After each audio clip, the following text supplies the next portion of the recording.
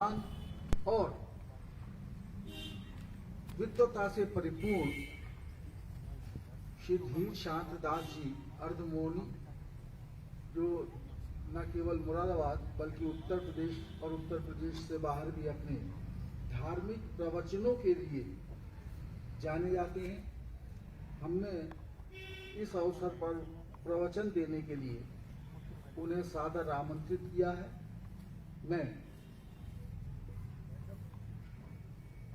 उनके परिवार की ओर से निवेदन करता हूं कि आप इस अवसर पर अपना प्रवचन दें, अपने उपदेश दें, जिससे कि परिवार के सदस्यों को शांति प्राप्त हो, उनके हृदय को, दिवंगत आत्मा को भी शांति प्राप्त हो और हम सब जो उनसे अहर्निश भाव से, प्रेम भाव से, सद्भाव से जुड़े हुए रहे, हम लोगों को भी सांत्वना प्राप्त हो। मेरा निवेदन पुनः श्री धीर शांत दास जी से कि आप इस अवसर पर अपना प्रवचन देने की महती अनुकंपा करें। धन्यवाद। सब लोग हाथ जोड़ेंगे, हमारे पीछे बोलेंगे। जैसा कि विराता श्री डॉक्टर प्रदीप शर्मा जी का आदेश और एक बहुत ही पवित्र आत्मा के श्री चरणों में अनुमोदन करने का अवसर मिल रहा है। 12 अक्षर मंत्र बोलेंगे सब लोग। ओम नमो भगवते वासुदेवाय।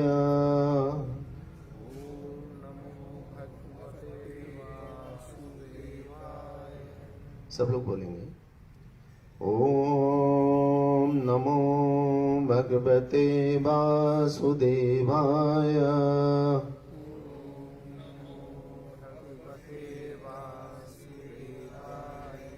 ओम नमो भगवते वासुदेवाय।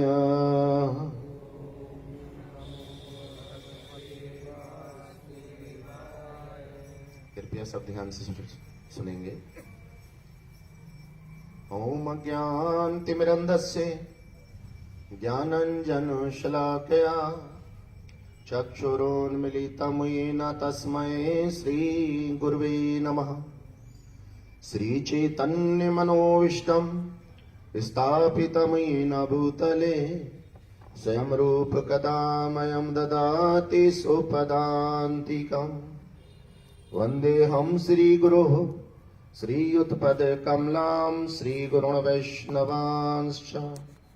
श्रीरूपं साग्रजातं सहगणरघुनाथान्वितं तं सजीवं सावधूतं सावधूतं परिजनसहितं कृष्णचैतन्यदेवं श्रीराधा कृष्णपादान् सहगणललिता श्रीविशाखान्वितांश्च।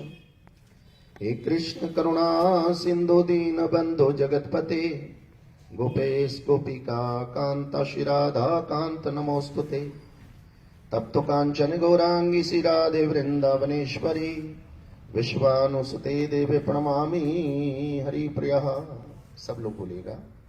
वांछा कल्प तरु विश्च कृपा सिंधु एवचा पतित नाम पावन एभ्यो वैष्णव एभ्यो नमो नमः। ये हमने क्षमा मांगी परमपिता परमेश्वर से, 33 करोड़ देवी देवताओं से, इष्ट देवता, ग्राम देवता, कुल देवता, पितृ देवता, गुरुजनों से और स्वयं उस महान आत्मा से भी जिनकी श्रद्धांजलि सभा में हम सब एकत्र हुए। श्रद्धांजलि सभा में जब हम लोग प्रवेश करते हैं तब हमारी अंजलि में श्रद्धा होनी चाहिए और श्रद्धा 3 बातों से मिलकर बनती है। सबसे पहला है समर्पण, दूसरा होता है त्याग और तीसरा होता है प्रेम। तो क्या तीनों बातें हम उस पवित्र आत्मा के करने आए हैं तब तो श्रद्धा बनेगी।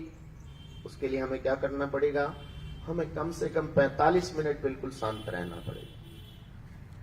फोन आता है उसको आंसर मोड पे डाल दीजिए, बात ना करें। आपस में बिल्कुल भी भौतिक संसार की बात ना करें, क्योंकि हमको अभी अपने को शरीर से आत्मा की ओर लेकर चलना है। आज हम शरीर की शांति के लिए एकत्र नहीं हुए, आज हम एक आत्मा को मुक्ति के लिए भगवान के श्री धाम में सुवासित करने के लिए एकत्र हुए, और वो भी ऐसी आत्मा जिसका जीवन शाश्वत समाज के कल्याण के लिए, संवारने के लिए, सहायता के लिए, उत्थान के लिए, विकास के लिए समर्पित रहा। शास्त्र में वाणी है कि अंत काले चा मामेवा ईश्वरन मुक्तवा कलेवरम। अगर अंत समय हमारी जीव पर भगवान का नाम आता है तो हमारी मुक्ति संभव है।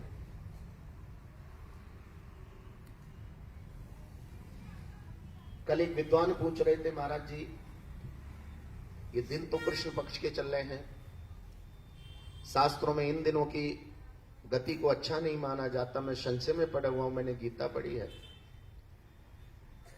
तो मैंने उस विप्र देवता से कहा कि महाराज सुफला एकादशी का जो पवित्र दिन है वो अपने आप में स्वयं सिद्ध है। सुफला एकादशी को अगर कोई आत्मा यहां से गति करती है भगवान के धाम की तरफ, तो 33 करोड़ देवी देवता भी उसके स्वागत के लिए उठ खड़े होते।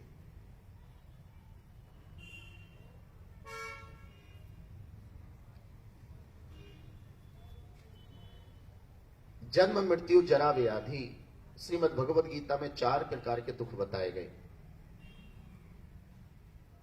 जिस समय हमारा जन्म होता है, प्रसूता कक्ष से बाहर सूचना आती है कि आपके घर बालक या बालिका प्रकट हुई है, और ये आवाज सुनते ही पूरा परिवार उत्सव मनाने लगता है, हर्ष में डूब जाता है। लेकिन उस बालक या बालिका और उसकी माता की तरफ किसी का भी ध्यान नहीं जाता, जिसने अभी अभी इतनी पीड़ा सही है जितना 50,000 बिच्छू एक साथ डंक मारे। उस मां के कानों में आवाज पड़ते ही वो भी हर्ष से भर जाती है और सारी प्रसव पीड़ा भूल जाती है। तो जन्म भी बहुत कष्टकारी है।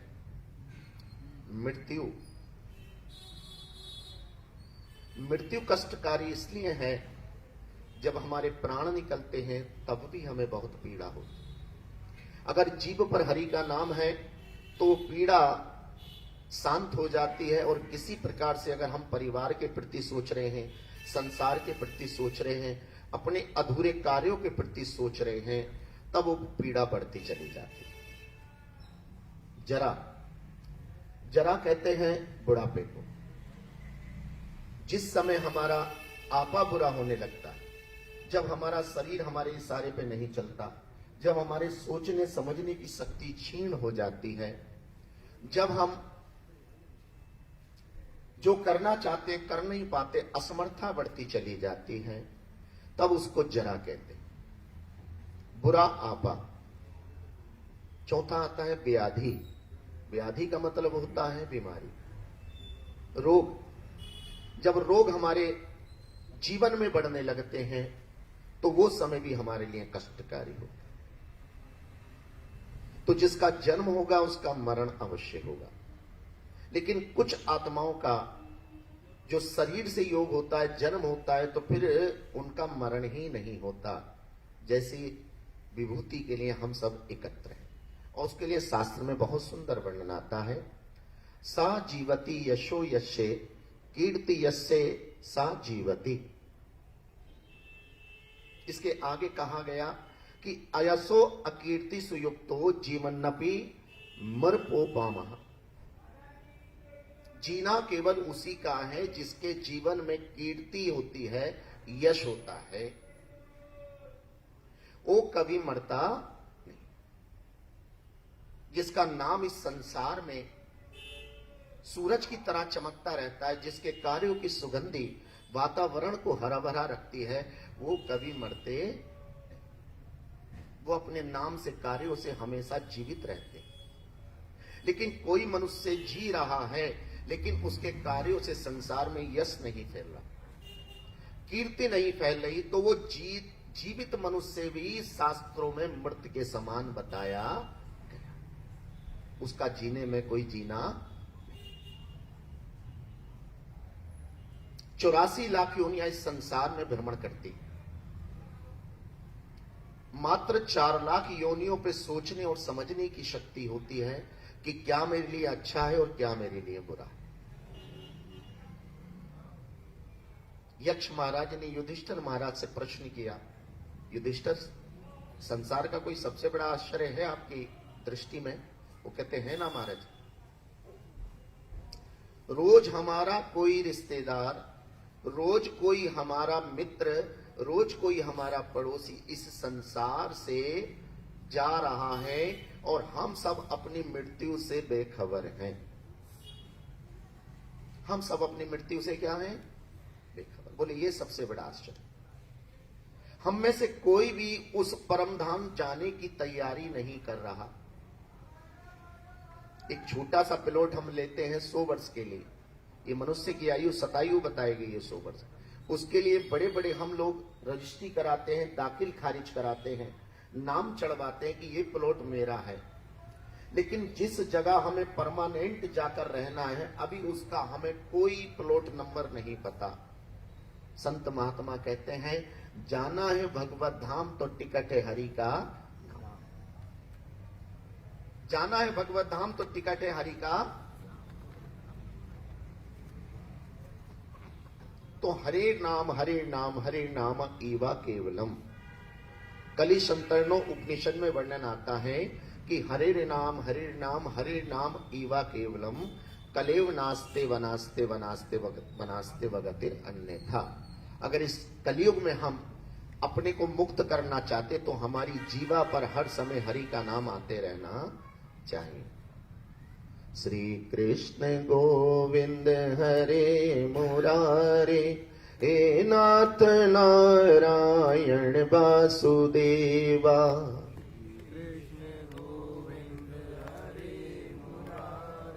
सब बोलिएगा। श्री कृष्ण गोविंद हरे मुरारे, हे नाथ नारायण वासुदेवा। श्री कृष्ण गोविंद हरे मुरारे, हे नाथ नारायण वासुदेवा। हे नाथ नारायण वासुदेवा, हे नाथ नारायण वासुदेवा।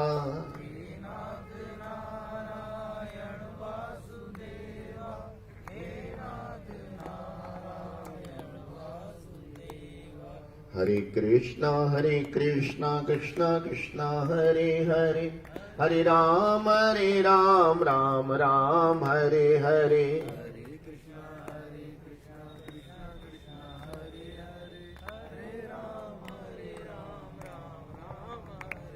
शास्त्र में एक बहुत ही सुंदर श्लोक है, आयुषः क्षण एको अपि सर्वरत्नेन न लभ्यते, नियते सा वृथायेन प्रमाद सुमानहो। शास्त्र कहता है कि आयु का एक क्षण संसार के सारे रत्नों को देने के बाद भी नहीं बढ़ाया जा सकता। आयु का एक क्षण सारे रत्नों को इकट्ठा कर ले हम, के हमारे पास तो 2, 4, 10, 5 रत्न होते हैं जिसके ऊपर हम बड़ा अभिमान करते हैं। लेकिन हमारे शास्त्र, हमारे सत्य सनातन संस्कृति के जो शास्त्र हैं, वो हमें ज्ञान दे रहे हैं कि अगर संसार के सारे रत्नों को एकत्र कर लो और उन रत्नों को लेके जाओ कि मेरे जीवन का एक क्षण बढ़ा दो, तो वो क्षण बढ़ने वाला नहीं है। तो इन रत्नों की कीमत क्या रह गई?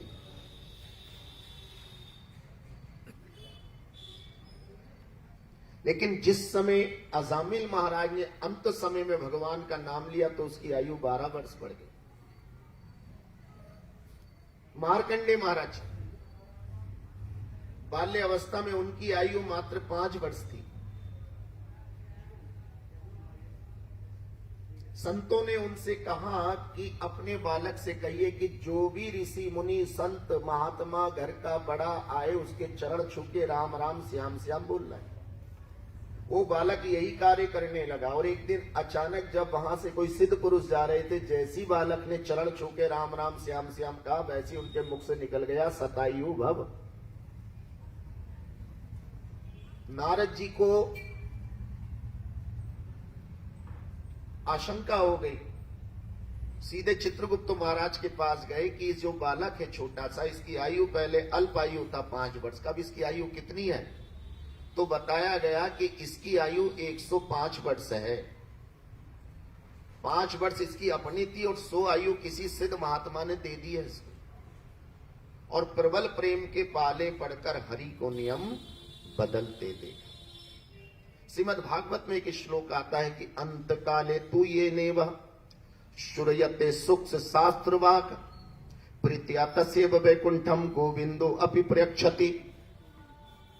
सुख शास्त्र में वर्णित परम पिता परमेश्वर भगवान श्री कृष्ण का नाम जीवा पर बारंबार उच्चारण करने से हमारी आयु बढ़ती है, बल बढ़ता है, विद्या बढ़ता है।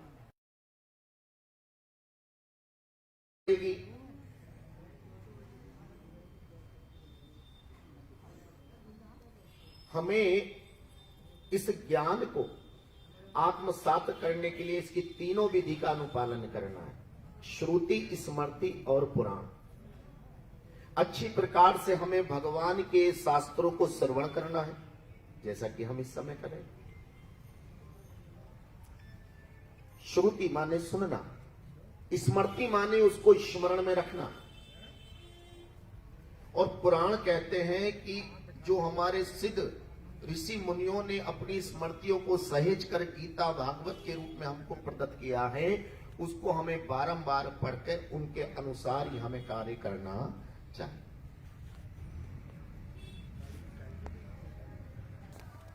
सत्यवान अल्पायु हो गए, सावित्री का उनके साथ कुंडली मिलान हो गया। विवाह से पहले नारद जी ने सूचना दी, सावित्री इससे विवाह मत करना, ये अल्पायु हो गया। बोले महाराज अब तो मैंने निश्चय कर लिया, अब ये अल्पायु हो या दीर्घायु हो। उसी दिन सावित्री साधु संतों के पास पहुंची, महाराज जिसकी अल्पायु उसको क्या करना चाहिए? निरंतर हरि के स्मरण में रहना चाहिए। उसी दिन से सावित्री महारानी भगवान श्री हरि की भक्ति करने लगी, एकादशी का उपवास करने लगी, सतत कीर्त यंतो माम उसने अपनी दिनचर्या में गीता के श्लोक को धारण कर लिया। काम करते रहो, नाम जपते रहो। विवाह हो गया। विवाह के बाद सावित्री एक क्षण के लिए भी सत्यवान को अकेला नहीं छोड़ती थी। पत्नी जितनी भक्ति करती, पति को उसका पुण्य जरूर मिलता। इसलिए पतियों को अपनी पत्नी की भक्ति को रोकना नहीं चाहिए, उत्साह देना चाहिए, धन का अर्जन करके उसको साधन बनाना चाहिए। वो समय आ गया, एक दिन सत्यवान बोले अच्छा जंगल को चलते, कुछ लकड़ियां लाने। और जैसी आज सत्यवान जी वृक्ष के ऊपर चढ़े, वैसी उनके सिर में पीड़ा हुई।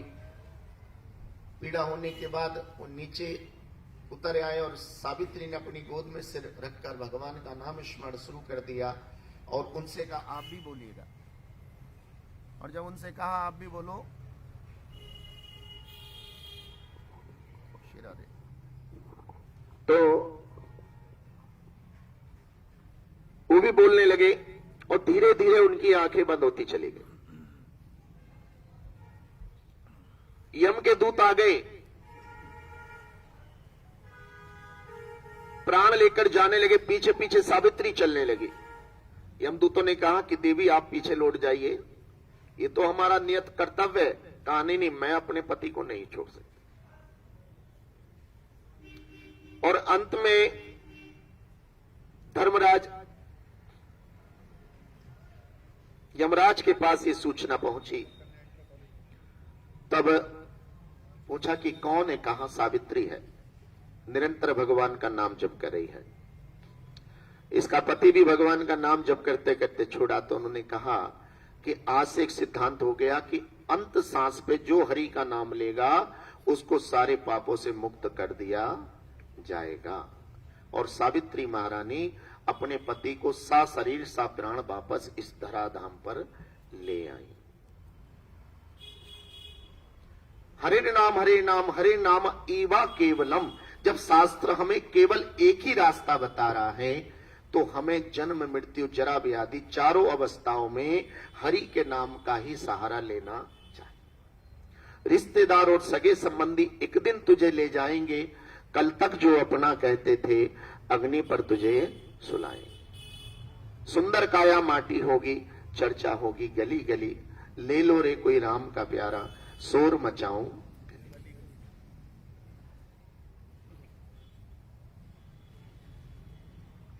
आज गीता में भी यही बात बोली, जो स्वभाव आपका शरीर छोड़ते समय होगा वही आपको शरीर प्राप्त होगा। जड़ भरत महाराज भगवान के बहुत अच्छे सुंदर भक्त हुए, लेकिन उनके जीवन में एक विलक्षण घटना हुई। के लिए नदी में स्नान करने जा रहे थे तो क्या देखते हैं कि हिरण के बच्चे के पीछे एक शेर पड़ गया।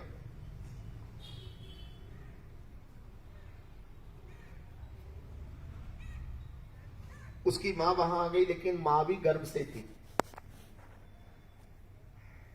मां से भागा नहीं जा रहा था, लेकिन ममता जागी। उस गर्भिणी हिरणी ने अपने उस बच्चे को जल्दी से झाड़ी में छिपाया और शेर को ध्यान उसका भ्रमित करने के लिए उसे दूसरे मार्ग पर ले गई और भागने लगी जैसे तैसे। ये सारा दृश्य जड़ भरत महाराज देख रहे थे। उस हिरणी ने एक बच्चे को बचा दिया, दूसरा उसके गर्भ के अंदर था। क्या करे? ये जो बच्चे माता पिता का सम्मान नहीं करते, जो माता पिता को पलटकर जवाब दे देते हैं, उन बच्चों को ध्यान से सुनना चाहिए कि 100 जन्मों के पुण्य करके भी हम मां के ऋण को नहीं उतार सकते।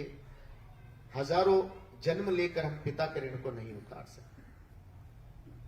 राम कथा, भागवत कथा, ये हमारे अंदर संस्कार लेकर आती है और संस्कार से हमारी शुद्धि होती है। इस कथा से हम उन बच्चों को शिक्षा लेनी चाहिए जो अपने माता पिता के प्रति अपराध कर बैठते हैं। उस गर्भिणी मैया ने जल्दी से अपने गर्भ को जन्म दिया झाड़ी में और कूद कर बाहर आ गई और शेर को छकाते हुए दूर तक ले गई, जहां तक भागा गया। और अंत में शेर ने इस हिरणी को पकड़ लिया और जंगल में ले गया, लेकिन दोनों बच्चे बचे। ये दृश्य जब जड़ भरत देख रहे थे तो उन्होंने सोचा कि अब इस बच्चे का पालनहार मैं हूं, और उस छोटे से हिरणी के बच्चे को गोद में उठाया, फिर उसको अपने साथ रखते थे, क्योंकि उन्होंने अपनी आंखों के सामने उसकी मां को समाप्त होते हुए देख लिया था। ये पशु की महत्ता है भैया। मां को, पशु जो होता ही हो नहीं, उसमें मां को बच्चे का ध्यान रहता है, लेकिन मां को पिता का ध्यान नहीं रहता। ये पशुओं में एक विशेषता, जैसी गाय, भैंस, कुत्ता, बिल्ली जन्म देती है, उसे अपने बच्चे से प्रेम होता है, लेकिन उसके पिता कौन है इसकी कोई जानकारी।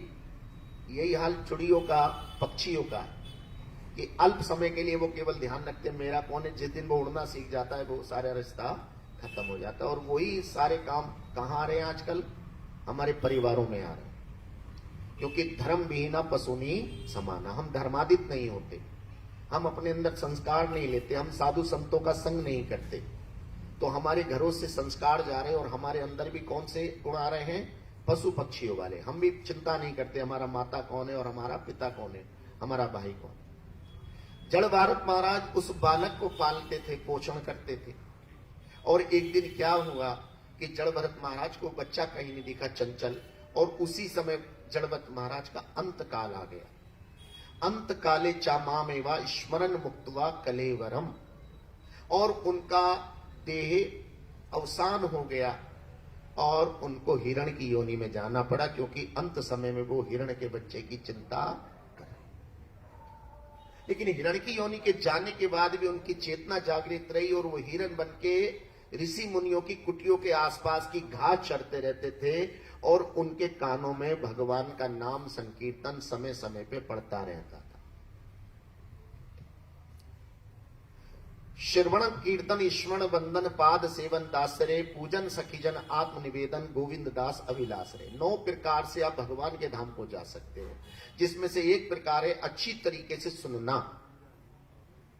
श्रवणम सुनना, अगर आप सुनने का ही गुण रखते हो, इस गुण से भी आप भगवान के धाम चले जाओगे। श्रवण के बाद आता है कीर्तन, अगर सुन के आप पीछे पीछे गा सकते हो। जैसे एक लाइन हम गाएं, अरे जय जय राधा रमण हरि बोल, जय जय राधा रमण हरि बोल, बोलिए।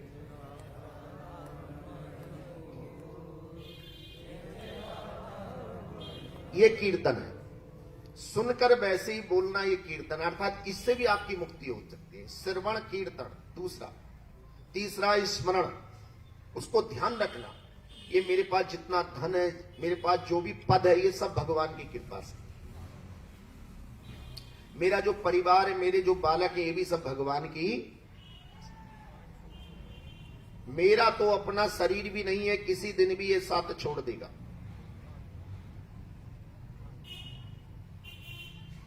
चौथा आता है वंदना, भगवान की अच्छी प्रकार से वंदना करना। आपकी वंदना में सुंदरता होनी चाहिए, समर्पण होनी चाहिए, विधि होना चाहिए। आज हम अपने को गर्व से गांव में हिंदू है कहते हैं, लेकिन हमसे पूजा करने की विधि नहीं आती। पहले दीपक जलाए या आरती जलाए, हमारी प्लेट में क्या क्या होना चाहिए, मंदिर में कैसे दर्शन करने, घंटा कितनी बार बजाना है, शंख हमारे घर है या नहीं है, घंटी हमारे यहाँ है या नहीं है, हमें तुलसा दल का महत्व नहीं पता, हमें भोग लगाना नहीं आता, गीता हम नहीं पढ़ते, भागवत हम नहीं पढ़ते, रामायण हम नहीं पढ़ रहे, वेद हम नहीं पढ़ रहे हैं, साधु संतों का संग हम नहीं कर रहे, तो फिर आखिर हम काहे से कहें कि हम हिंदू हैं? कोई कारण तो होना चाहिए हमारे अंदर। हमारे अंदर सबसे पहले हमारी संस्कृति से प्रेम होना चाहिए, हमें अपने ग्रंथों का ज्ञान होना चाहिए। अगर हम पढ़ नहीं पा रहे हैं तो साधुओं का संग करें और सार भाव में हम उनको आत्मसात करें।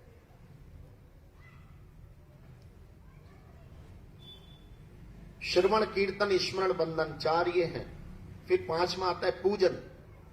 भगवान की पूजा हमें अच्छी प्रकार करनी चाहिए। जब हमें आरती की थाली नहीं घुमानी आती, जैसे घड़ी की सुई घूमती है, वैसे ही हमारी आरती की थाली भी घूमनी। जिसकी मर्जी आता है ऐसे लहराता है, कोई ऐसे ऊपर को ले जाता है, कोई नीचे ले जाता है, जहां उसकी इच्छा होती है। कई बार तो हमें टोकना पड़ता है, उल्टी आरती घूम रही है उसकी।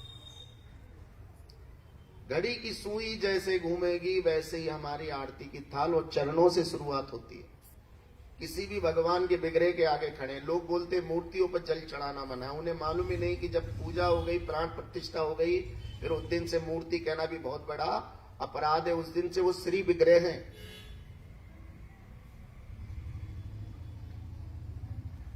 पूजन हमें अच्छी प्रकार से करना चाहिए। 5वां है लक्षण भगवान की कृपा प्राप्त करने का। फिर है सखी जन साख्य। अगर आप भगवान को माता पिता नहीं मान रहे हो, आप उनको मित्र मान सकते हो। जैसे अर्जुन ने माना, सुदामा ने माना। भगवान ये भी नहीं देखते आपके पास क्या, सुदामा के पास कुछ नहीं था।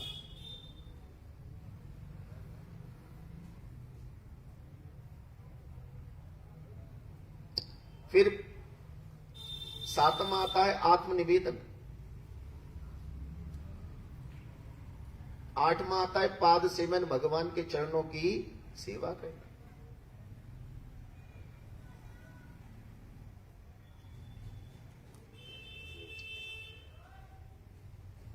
इस प्रकार से हम ठाकुर जी की सेवा प्राप्त कर सकते हैं। उसके लिए हमें ज्ञानियों का संग चाहिए। ज्ञानी कैसे होते हैं? जिस विभूति के लिए हम सब एकत्र हैं, पारसमणि बोलते हैं। पारसमणि से जितने लोहे टकराए वो सब क्या बनते चले गए? स्वर्ण बन गए। पारसमणि का कुछ नहीं घिसा, पारसमणि रहा। उससे जितने भी लोहे टकराते चले गए वो सब क्या बनते चले गए? स्वर्ण। तो ऐसी पंडित प्रेम शंकर शर्मा जी भी किसके समान? पारसमणि। जो उनसे छुआ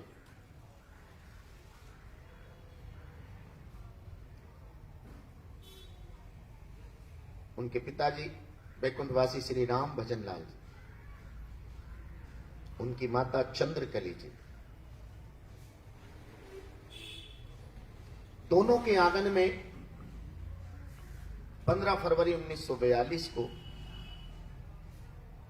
सिमर्रा भोजपुर बिलसी के पवित्र भूमि को भारत माता के सुंदर लाल का पदार्पण हुआ। बाल्य अवस्था से ही व्यायाम के शौकीन, व्यायाम करना, माता पिता की सेवा करना, बड़ों को नमस्कार करना, चोटी धारण करना, जनेऊ धारण करना, मंदिरों में जाना, कथा कीर्तनों में रुचि लेना। क्योंकि अंग्रेजों का समय चल रहा था, अंग्रेजी का बड़ा चारों तरफ प्रादुर्भाव था। अंग्रेजी में भी कुशलता, संस्कृत में भी कुशलता, हिंदी में भी 3-3 विषयों में परास्नातक। आरंभिक शिक्षा बिलसी में, तत्पश्चात एसएम कॉलेज चंदोसी में। छात्र जीवन से ही होनार होने का परिलक्षण व्यक्तित्व में प्रतिबिंबित होने लगा।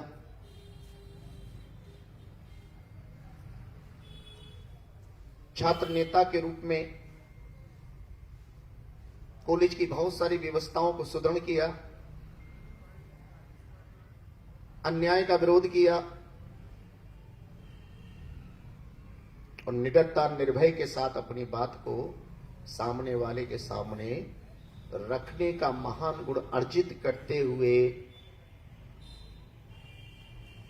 जिस प्रकार हजारों तारों में एक चांद होता है, वैसे ही हजारों लाखों की संख्या में ऐसी विभूति का उदय होता चला गया।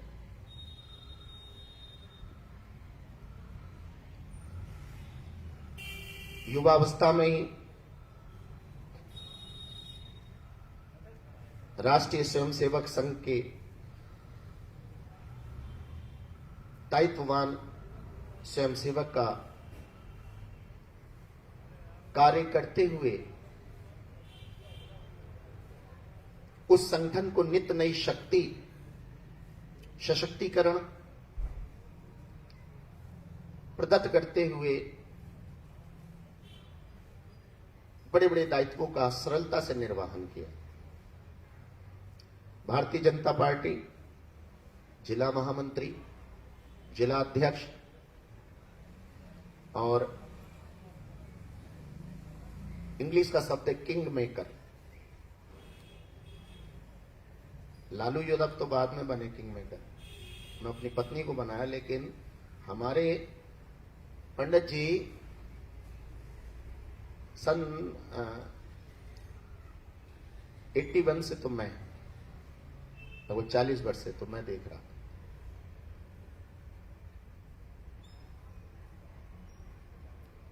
'84 से लेकर और 95 तक के लगभग 11 वर्ष तो मैंने अच्छी तरीके से देखे। बहुत सारे राजनीतिकों को, सामाजिक कार्यकर्ताओं को, धार्मिक विभूतियों का आपने उदय किया।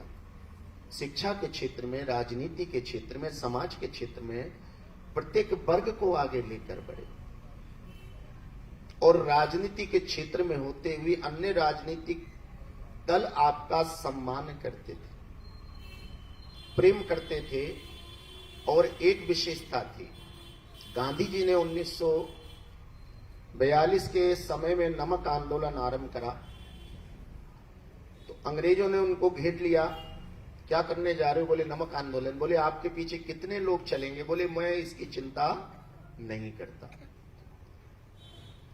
तो अंग्रेज ने सोचा कि जाने दो इनको, लेकिन गांधी जी ने एक मुट्ठी नमक उठाया और वो चल दिए और उनके पीछे लोग जुड़ते और वही की सारी विलक्षणता हमें इन महाविभूति के व्यक्तित्व में मिलती थी कि जब भी कोई अवसर आता था संघर्ष का तो अकेले खड़े हो जाते थे और एक आवाज मारते थे और उसके बाद लोग धीरे धीरे उसमें जुड़ते चले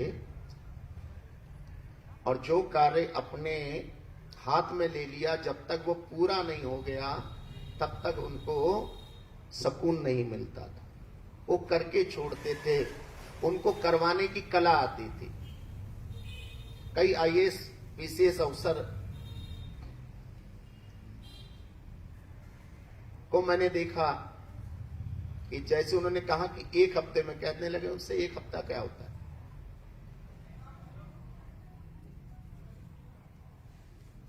एक हफ्ता क्या होता है?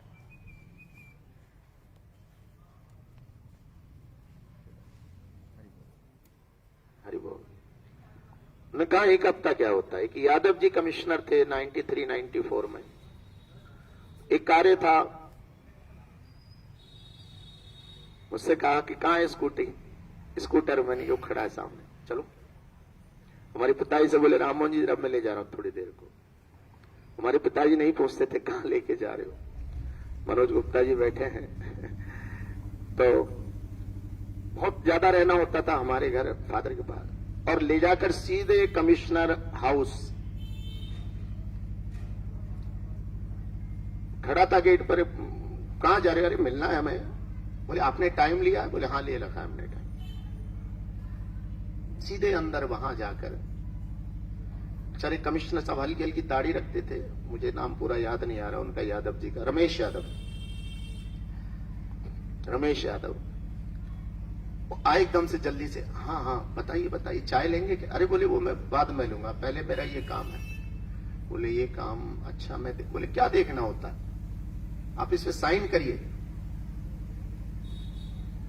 वो मुस्कुराने लगा, बोले पंडित जी पेन तो लिया। बोले पेन मेरे पास है। उससे साइन करा के मुझसे बोले चलो। तो मैंने कहा चाय? बोले ऐसी चाय बहुत पी ली, इसको चाय पीऊंगा तो फिर मैं कल को क्या करूंगा इसको नीचे, मुझे चाय वाय नहीं पीनी। तो ऐसा व्यक्तित्व जो ब्यूरोक्रेट्स, जो महान महान हस्तियों के सामने सरलता से अपने कार्य को कुशलता पूर्वक संपादित कर लेते थे। तो भारतीय जनता पार्टी में बहुत सेवाएं दी। इमरजेंसी, आपातकाल, अत्याचार पराकाष्ठा पर थे। राष्ट्रवादी होना, जनसंघी होना, भारत माता की जय बोलना, वंदे मातरम कहना अपराध समझा जाने लगा था। उस काल में बहुत सारा समय कटघर में बिताया, भूमिगत रहते हुए। आंदोलनकारियों के लिए भोजन का जुटाना, घरों से भोजन के पैकेट बनवाना,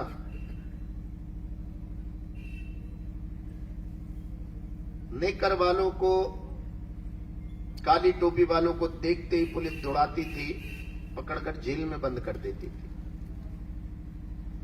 उन तथाकथित प्रशासन के अधिकारियों से टकराते हुए, उनके अत्याचारों को सहते हुए राष्ट्रवादियों की भोजन आपूर्ति, जल आपूर्ति, उपचार, उनके घरों की रक्षा करना, उनकी व्यवस्था कराना। और उसी समय गिरफ्तारी हुई। लगभग 19 माह तक कारागार में रखा गया। एक बार नहीं, अनेकों बार कारागार में रहे, लेकिन जब भी जेल में जाते थे, छोटे दरवाजे से नहीं जाऊंगा। जेल में कितने दरवाजे होते हैं? एक छोटा गेट होता और एक, मैं अपराधी नहीं हूं, मैं छोटे दरवाजे से, तो बड़ा दरवाजा खुलता था जो केवल अधिकारियों के लिए और हमारे माननीयों के लिए खोला जाता।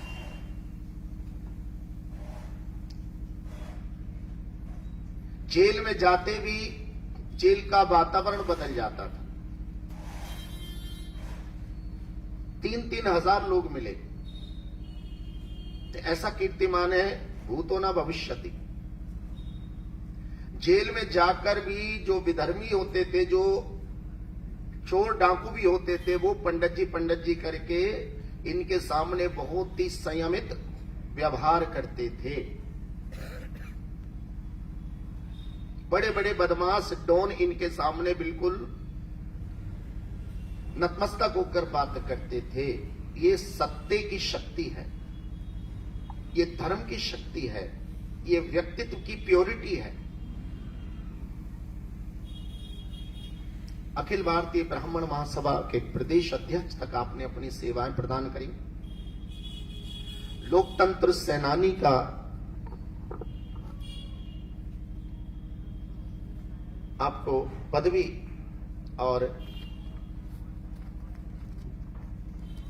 सदस्यता, प्रतिष्ठित सदस्यता प्राप्त हुई।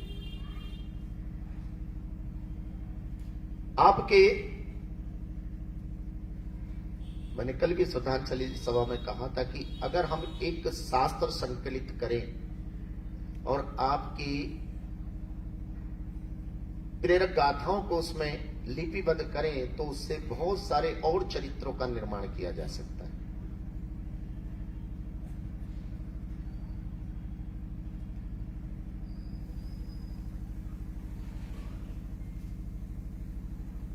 इस परिवार के प्रति बहुत सारे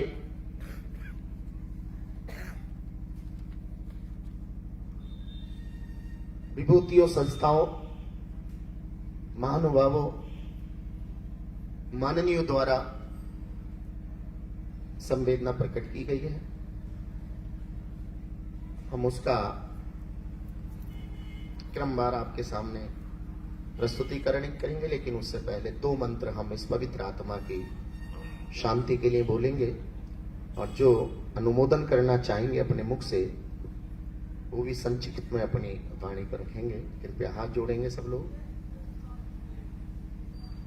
पुनः बोलेंगे सब। वांछा कल्प तरु विश्चा कृपा सिंधु एव च पतित नाम पावन एभ्यो वैष्णव एभ्यो नमो नमः।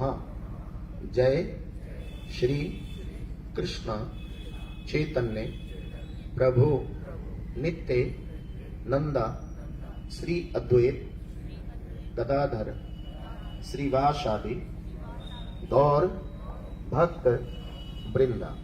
दोनों हाथ उठा लेंगे, पंडित जी की तरफ को हमारे हाथों की रेखाएं होनी चाहिए। बोलिए हरे कृष्णा कृष्णा कृष्णा हरे हरे, हरे राम राम राम हरे हरे। तो